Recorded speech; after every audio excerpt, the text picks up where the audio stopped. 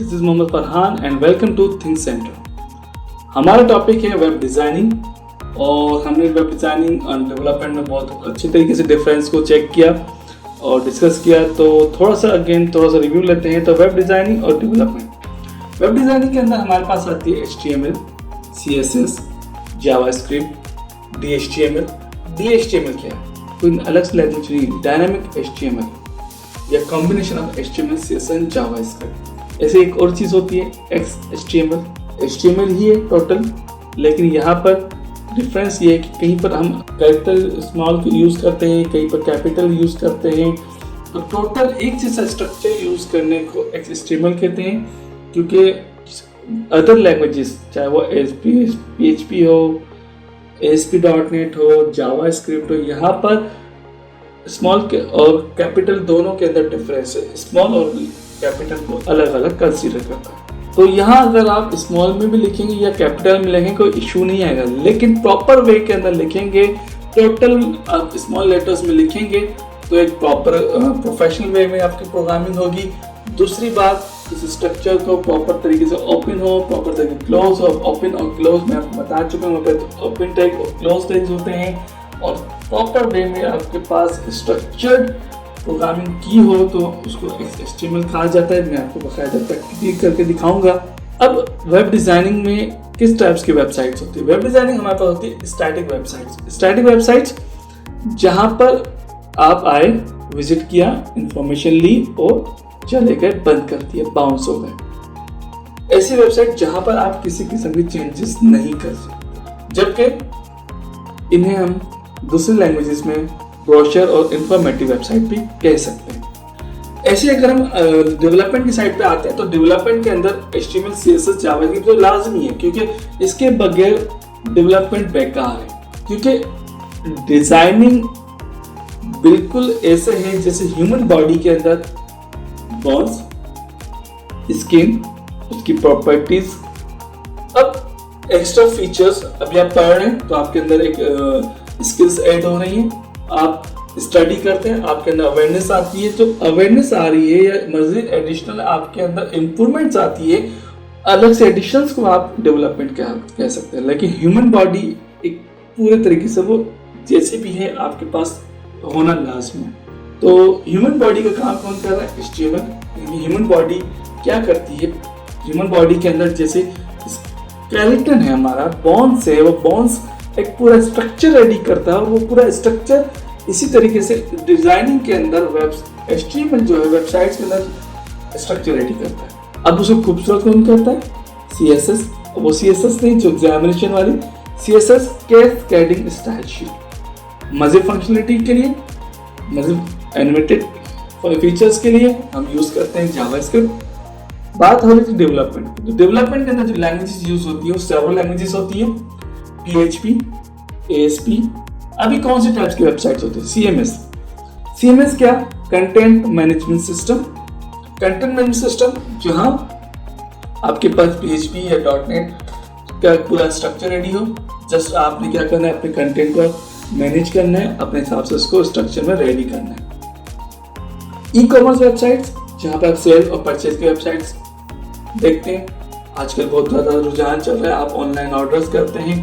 तो online orders या online purchasing की जो वेबसाइट्स कहलाती है वो ई-कॉमर्स। कॉमर्स अगर हम ई हटा दें, कॉमर्स, तो कॉमर्स क्या है? जहां पर पैसे की लेन देन हो, पैसे की लेन हो, कॉमर्स। और जब ई का वर्ड यूज हो जाए, इलेक्ट्रॉनिक कॉमर्स, पैसे की लेन देन in the form of electricity.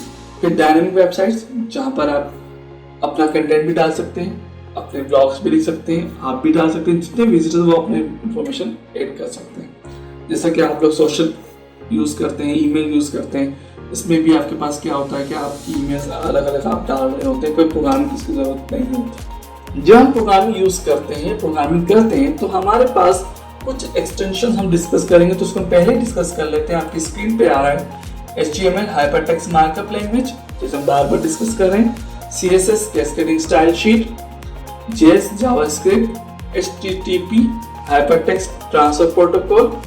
ये आपके पास आपके वेब्स को कनेक्ट करती है, आपकी कनेक्टिविटी देती है, आपको सर्वर से कनेक्टिविटी देती है। आपका मेन डोमेन यही होता है।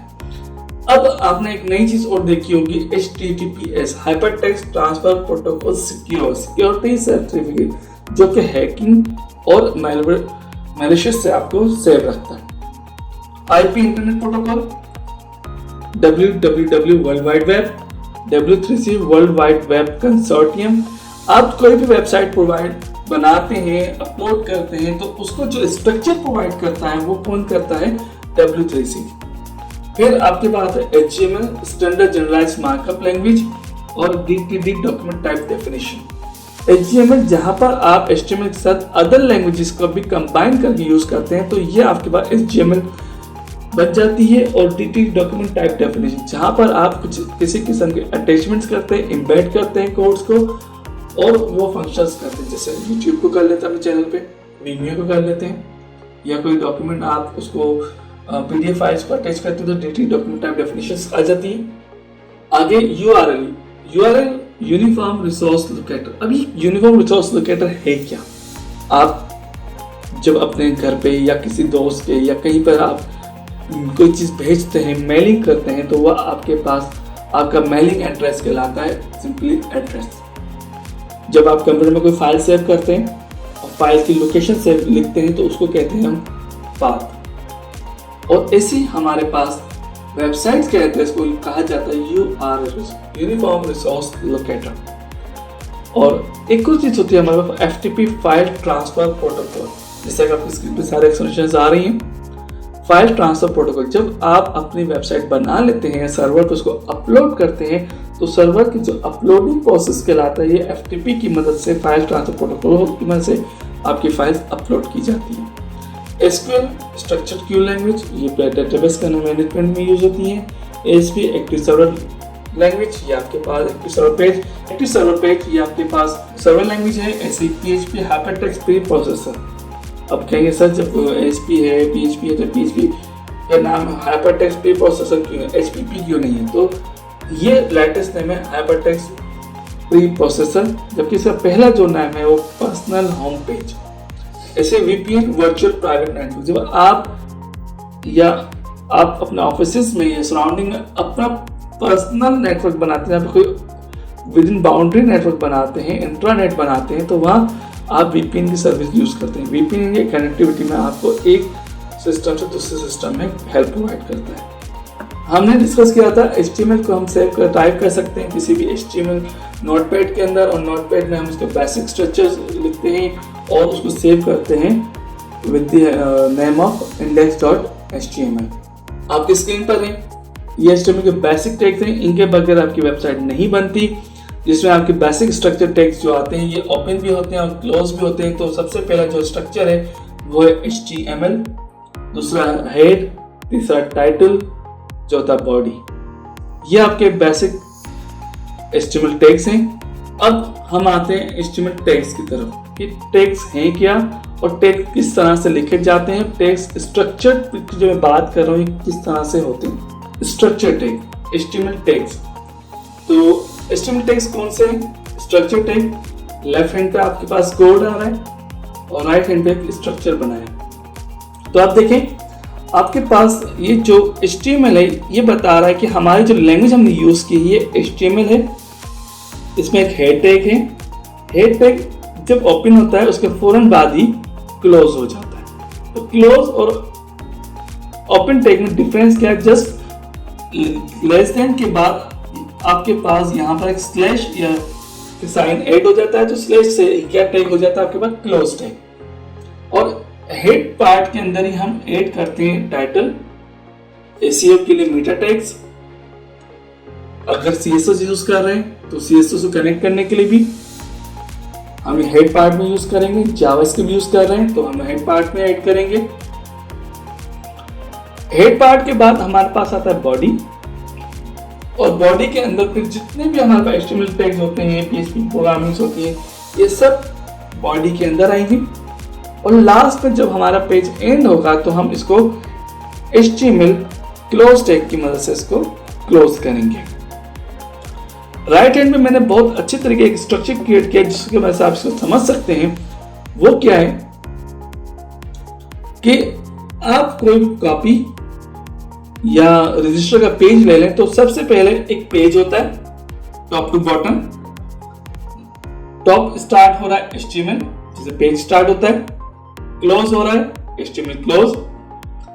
ऊपर ब्लू बार रेड बार से एक सेपरेशन हेडिंग बार होती है, ब्लैंक पेज होता है, ब्लैंक ऑप्शन होता है, वो आपका हेडर होता है।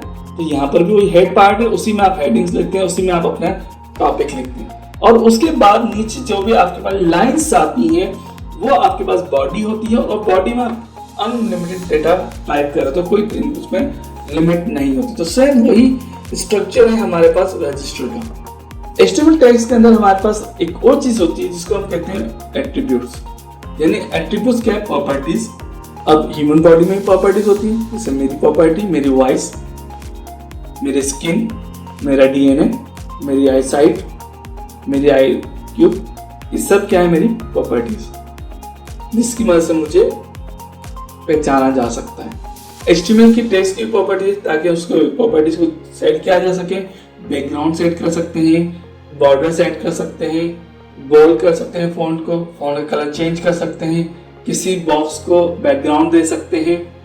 तो एट्रीब्यूट्स आपके टेक्स्ट के मिड, लेस देन और ग्रेटर देन स्टेटमेंट के बाद स्पेस देके जो स्टेटमेंट लिखी जाती है, और स्टेटमेंट के बाद इक्वल साइन और डबल कोटेशन ओपन और क्लोज के तरह जो स्टेटमेंट या वैल्यू दी जाती है, जो आपके पास स्क्रीन पे सैंपल आ रहा है, इसको एट्रीब्यूट कहा जाता है।